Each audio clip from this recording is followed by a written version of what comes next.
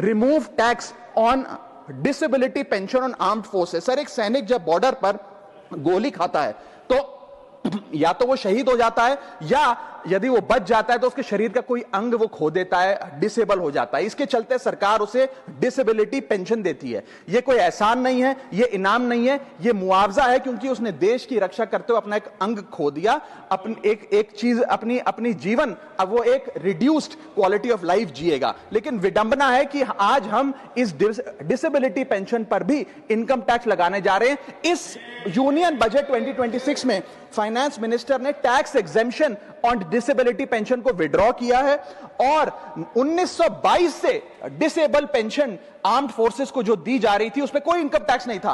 पहली बार 1922 से लेके आज तक कोई इनकम टैक्स नहीं लगा, लेकिन अब हम उस पर इनकम टैक्स लगाने जा रहे हैं, जो कि ठीक नहीं है। मैं आपको एक उदाहरण के माध्यम से समझाना चाहूंगा। एक सोल्जर जो 20 साल का जब था, उसने भारतीय फौज को ज्वाइन किया।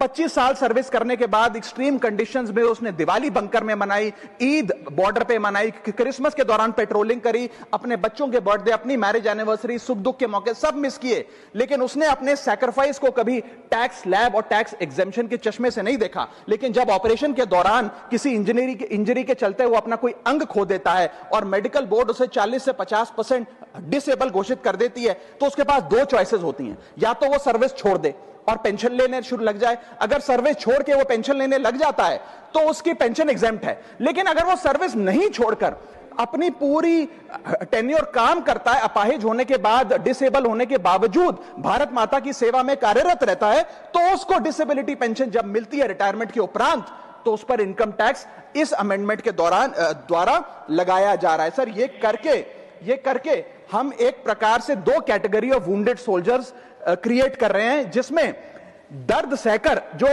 फौजी ज्यादा काम करता है उससे ज्यादा टैक्स लिया जाएगा। हम अननोइंगली पनिश कर रहे हैं सैनिकों को घायल होने के बाद जो काम करते हैं। So we are penalising courage, we are taxing endurance. मैं कहना चाहता हूं sir, when the wound is same, service is same, sacrifice is same, tax treatment अलग अलग नहीं होना चाहिए। डिसेबिलिटी पेंशन कोई विंडफॉल गेन नहीं है, कोई बोनस नहीं है, कोई प्रिविलेज नहीं है। अगर भारत माता की सेवा में उस सैनिक ने अपना कोई अंग खो दिया, उसको टैक्स मान के और उसकी डिसेबिलिटी पेंशन को अतिरिक्त इनकम मान के उस पर टैक्स नहीं लगना चाहिए। You can tax income, you can tax profit, but you cannot tax a soldiers sacrifice. Sir, मैं बस यही कहना चाहूंगा कि एक ग्रेटफुल नेशन एक हाथ से सोल्जर को सल्यूट और दूसरे हाथ से इनकम टैक्स का नोटिस नहीं दे सकता। इसे विड्रॉ करना चाहिए and restore full income tax exemption on disabled pension for all army personnel.